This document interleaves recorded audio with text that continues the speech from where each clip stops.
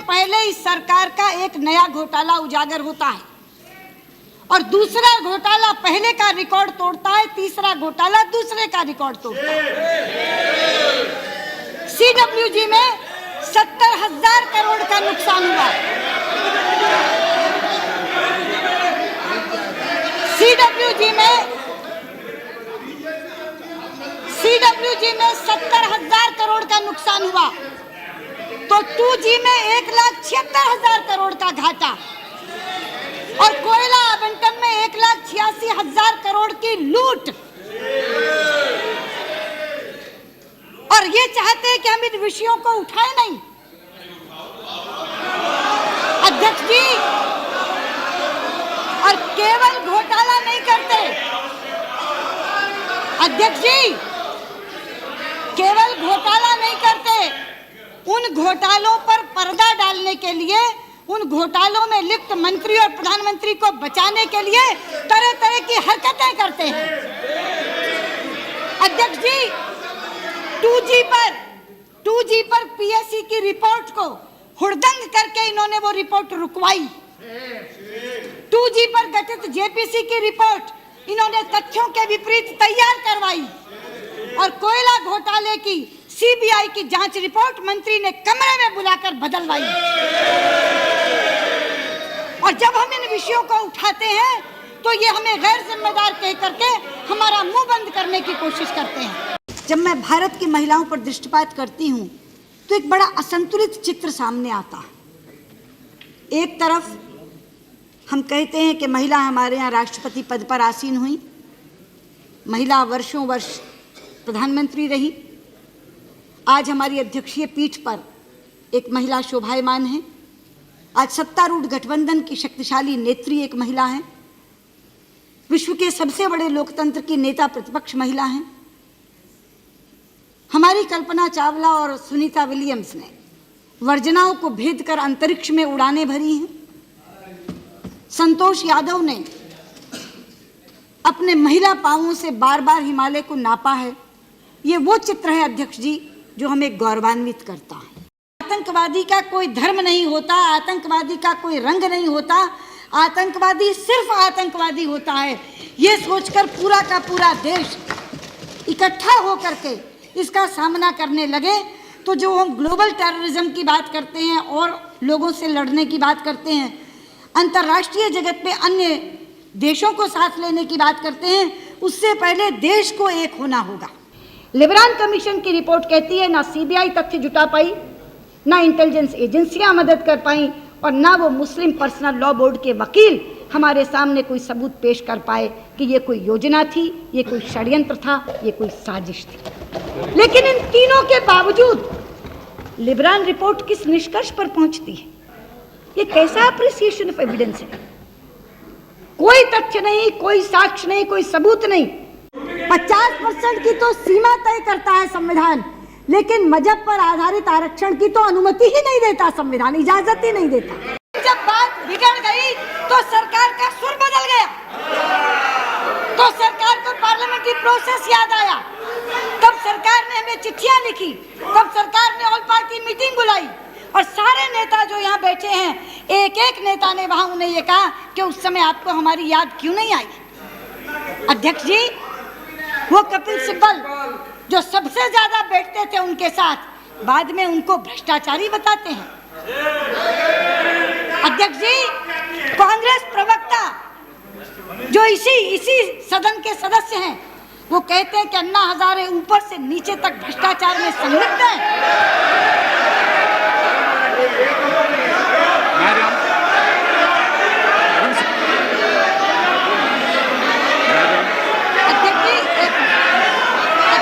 आपने उनका नाम लिया है। अध्यक्ष जी, You have taken his name. I'm not yielding. No, you have taken my name. You have named me. You have taken my name. I'm sorry. She has taken my name. You have taken his name. आपने नाम लिया है उनको, आपने नाम उनका लिया सुषमा जी। अध्यक्ष जी, उनका नाम लिया है ना, तो उनको बोल स्पष्टीकरण देंगे, वो अपनी बात रखें। बशीर बद्र का एक शेर है, नहीं आपने दुश्मनी जमकर करो, उनको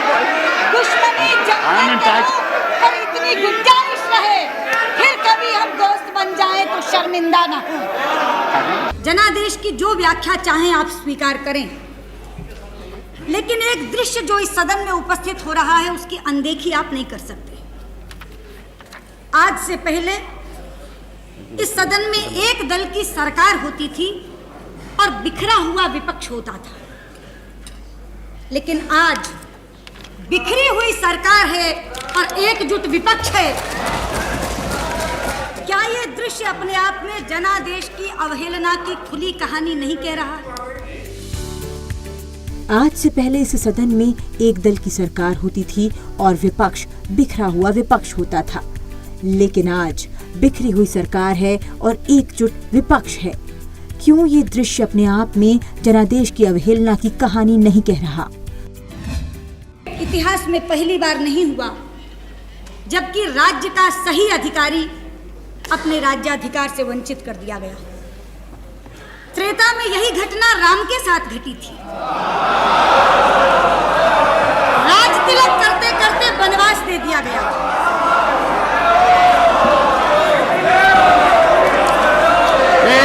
No. Come on.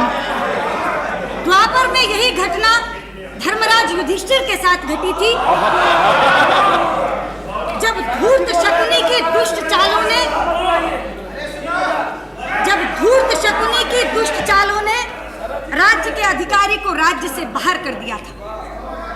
अध्यक्ष जी, यदि एक मंथरा और एक शकुनी राम और युधिष्ठिर जैसे महापुरुषों को सत्ता से बाहर कर सकते हैं, तो हमारे खिलाफ तो कितनी मंथराएं और कितने शकुनी का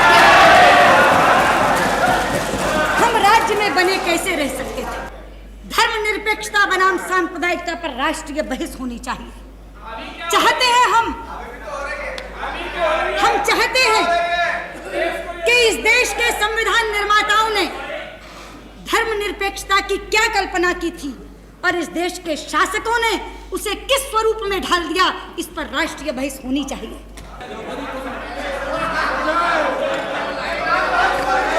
Please. Come on. Don't make your speech so interesting.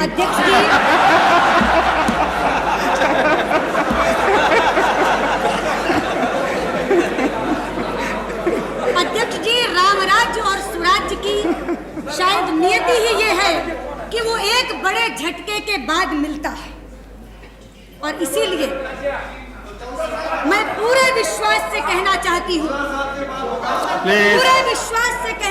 हूँ कि जिस दिन 28 तारीख की दोपहर को मेरे आदरणीय नेता अटल बिहारी वाजपेयी ने इस सदन में प्रधानमंत्री पद से अपने त्याग पत्र की घोषणा की थी, हिंदुस्तान में उस दिन राम राज्य की भूमिका तैयार हो गई।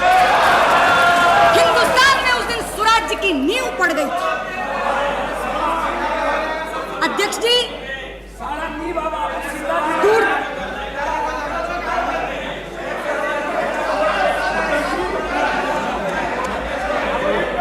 Order, please. Please order. अध्यक्ष जी, दूरदर्शन के सामने जीवंत प्रसारण देखने वाला हिंदुस्तान का वो मतदाता उनके त्याग पत्र की घोषणा के साथ करहा उठा था। ये अन्याय हुआ है, अन्याय हुआ है।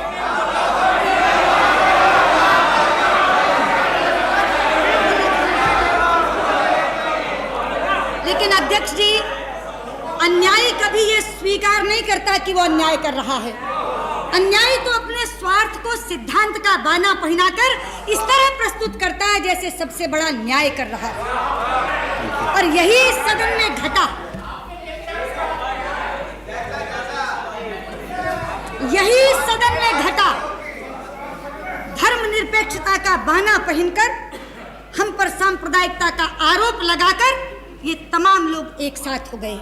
लोकतंत्र में चुनाव जीते जाते हैं, हारे जाते हैं, जो लोकतंत्र का बुनियादी नियम है, लेकिन यहाँ किसी की इतिश्री नहीं होती, ना पार्टी स्तर पर होती है गिरिजा जी, ना व्यक्तिगत स्तर पर होती है। आप तो स्वयं साक्षी हैं। आप 12वीं लोकसभा में चुनाव हारी थी, 13वीं लोकसभा में फिर जीत गई, 14वीं लोकसभा में हमारी नितांत नई प्रत्याशी किरण महेश्वरी ने आपको हरा दिया, और 15वीं लोकसभा में आप फिर जीत आई। और मैं पार्टी के स्तर पर भी आपको याद दिला दूं, 1977 में जिस समय श्रीमती इंदिरा गांधी हारी थी उपाध्यक्ष जी, अमृतसर से लेकर कलकत्ते तक कांग्रेस का सफाया हो गया था। बहुत से समीक्षकों ने यह कहा था कि अब कांग्रेस की इतिश्री हो गई, लेकिन मात्र 2.5 वर्ष के बाद वो उसी धमक से वापस लौटी थी। 1984 में श्री राजीव गांधी जी के नेतृत्व में कांग्रेस ने 404 सीटें प्राप्त की थी और हम 2 पर आकर रुक गए थे। 5 बरस बीते और अगला चुनाव हुआ, कांग्रेस चुनाव हार गई थी। उपाध्यक्ष जी, हम 40 गुना होकर उभरे थे, 40 गुना होकर। हम अब भी 116 हैं। मैं आपकी संख्या 99 की याद करा दूं, आप 114 जीत कर आए थे। 116 114 से तो थोड़े ज्यादा ही होते। अगर 114 वाले सन 2004 में सरकार बना गए तो 116 वालों की इतिश्री कैसे हो गई? वास्तव में गिरिजा जी, आप साहित्यकार हैं और साहित्य में हर कहानी की इतिश्री होती है, हर उपन्यास की इतिश्री होती है, लेकिन मैं राजनेत्री गिरिजा को बताना चाहती हूं कि राजनीति साहित्य नहीं होता। राजनीति में चुनाव लड़े जाते हैं और उपाध्यक्ष जी, किसी भी लड़ाई की इतिश्री तब होती है जब सामने लड़ने वाला मैदान छोड़ दे। और मैं आपको बताना चाहती हूं, हम मैदान छोड़कर नहीं भाग रहे हैं, हम मैदान में डटे हुए हैं और इसी पराजय में से हम विजय की राह निकालेंगे। ये आज मैं ऐलान करके आपके सामने कहना चाहती हूँ। बड़ी बड़ी गाड़ियों वाले लोग वॉलमार्ट से खरीदेंगे। आपका किसान के हित में है, मजदूर के हित में, उपभोक्ता के हित में है और नीति बना रहे बड़ी बड़ी गाड़ियों वाले लोगों के लिए। बड़ी बड़ी गाड़ियों वाले लोग तो कौन से उपभोक्ता का हित देख रहे हैं? ये कौन से उपभोक्ता के लिए वॉलमार्ट खुल रहा है? बड़ी बड़ी गाड़ियों वाले उपभोक्ता के लिए वॉलमार्ट खुल रहा है।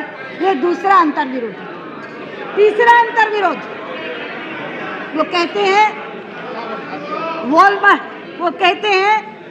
वॉलमार्ट तो 2008 तक घाटे में था तो घाटे का सौदा करने वाला हर तरह का हथकंडा अपना के क्यों आने की बात कर रहा है? अगर वॉलमार्ट के लिए आना घाटे का सौदा है तो इतने तरह के हथकंडे अपना के क्यों आना चाह रहा है, क्यों तड़प रहा है भारत में आने के लिए? और दूसरी बात जो उन्होंने कही, भारत की अर्थव्यवस्था घाटे में, अर्थव्यवस्था की दुर्दशा है। अध्यक्ष जी, एक घाटे वाला दूसरे घाटे वाले को कैसे उबारेगा, जरा मुझे ये तो बता दें। इसलिए जहाँ तक कपिल सिब्बल जी का सवाल है, वो कल पूरी तरह कंफ्यूज्ड थे।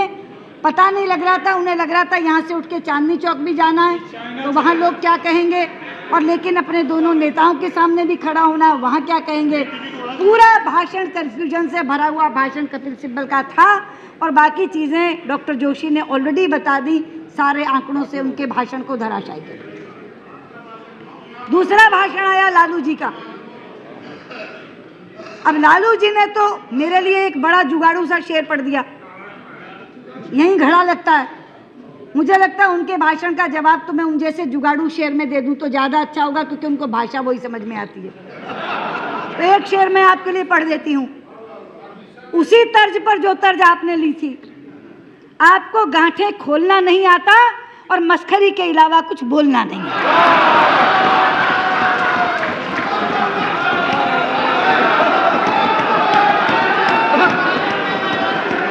अध्यक्ष जी,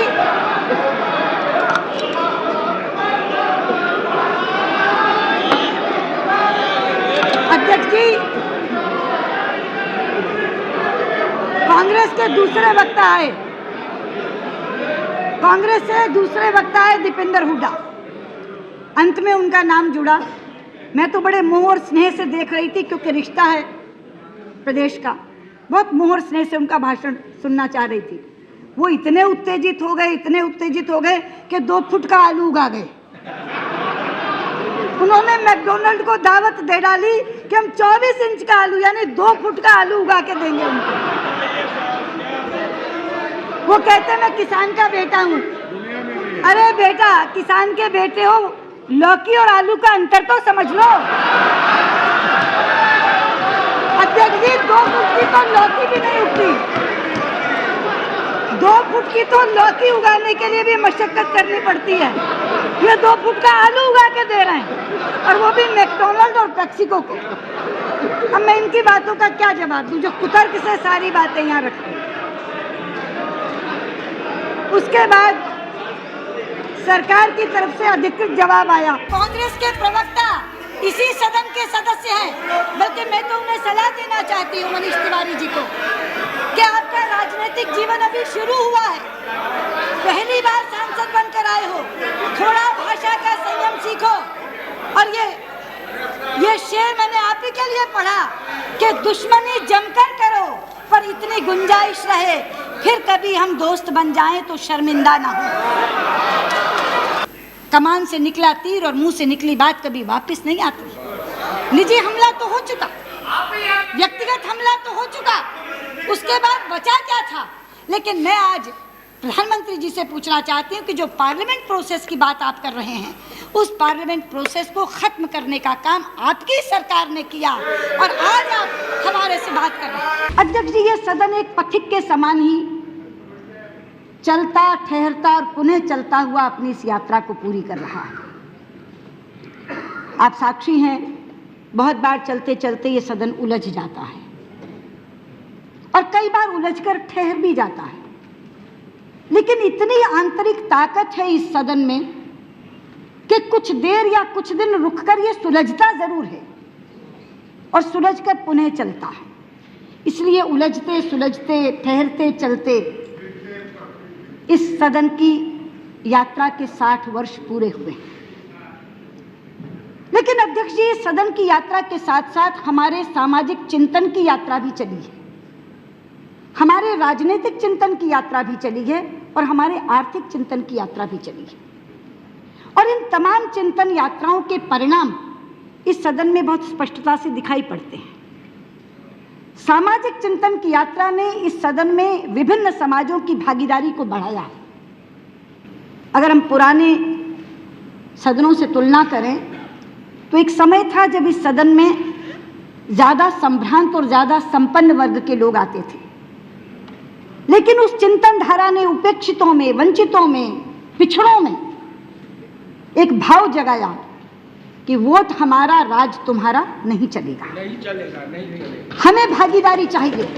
और आज उसी चिंतन धारा का परिणाम है अध्यक्ष जी कि 40% से ज्यादा लोग इस सदन में वो बैठे हैं जो खेती किसानी से सीधे जुड़े थे। ये सदन उलझा भी बहुत और उलझकर सुलझा भी।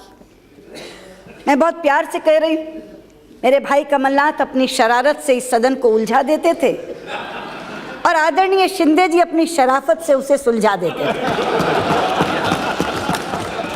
और इस शरारत और शराफत के बीच बैठी हुई सोनिया जी की मध्यस्थता, आदरणीय प्रधानमंत्री जी की सौम्यता, आपकी सहनशीलता और आडवाणी जी की न्यायप्रियता के कारण ये सदन चल सका। और आज के दिन मैं अपने पूर्व नेता सदन को भी याद करना चाहूंगी, आदरणीय प्रणब मुखर्जी को, लोकतांत्रिक संस्थाओं में जिनकी आस्था ने भी इस सदन को चलाने में बहुत कारगर भूमिका निभाई। ये इसलिए हुआ क्योंकि भारतीय लोकतंत्र के मूल में एक भाव है, और वो भाव क्या है? वो भाव ये है कि हम एक दूसरे के विरोधी हैं मगर शत्रु नहीं। और हम विरोध करते हैं विचारधारा के आधार पर, हम विरोध करते हैं नीतियों के आधार पर, हम विरोध करते हैं कार्यक्रमों के आधार पर। अलग अलग है, इख्तिलाफी विचारधारा है, अलग अलग नीतियां बनाती है सरकार, अलग अलग कार्यक्रम बनाती है, उस पर हम आलोचना करते हैं। वो आलोचना प्रखर भी होती है, लेकिन प्रखर से प्रखर आलोचना भी भारतीय लोकतंत्र में एक दूसरे के व्यक्तिगत संबंधों में आड़े नहीं आती। भाजपा संसदीय दल के अध्यक्ष के रूप में आडवाणी जी से मैं मार्गदर्शन लेने जाती थी। वो हमेशा मुझे एक ही निर्देश देते थे, सदन की गरिमा के अनुरूप ही आचरण करना है। दलगत राजनीति से ऊपर उठकर हमेशा उन्होंने मुझे सुझाव दिया, और मैं आज इस सच्चाई को स्वीकार करना चाहूँगी कि नेता प्रतिपक्ष के रूप में जो भूमिका मैं निभा सकी वो आदरणीय आडवाणी जी के आशीर्वाद के कारण निभा पाई। जो मैंने इस सदन से अनुमति ली थी, उस अनुमति के बाद मैंने तलाश इतनी ज़्यादा कर दी, मैंने खाड़ी के 6 देशों के विदेश मंत्रियों से बात की और आज सदन के साथ शेयर करना चाहती हूँ कि मुझे कहीं से पता चला कि शायद टर्की की मदद इसमें मिल सकती है। कोई बायलैटरल मीटिंग लिए बिना मैं रात को 12 बजे टर्की पहुँची, सुबह 9 बजे उनके विदेश मंत्री से बात की और 10 बजे वापस लौट आई। और जितने भी देश इसके तलाश में मदद कर सकते थे उन सब से मैंने भी बात की, प्रधानमंत्री जी ने भी बात की। और आज यहाँ कह सकती हूँ कि जब सोर्सेज की बात करती हूँ ना, वो राह चलते सोर्सेज नहीं है, वो सड़क चलते लोग नहीं है कि हमने उनको देखा। एक देश के राष्ट्रपति ने मुझे कहा, दूसरे देश के विदेश मंत्री ने मुझे कहा।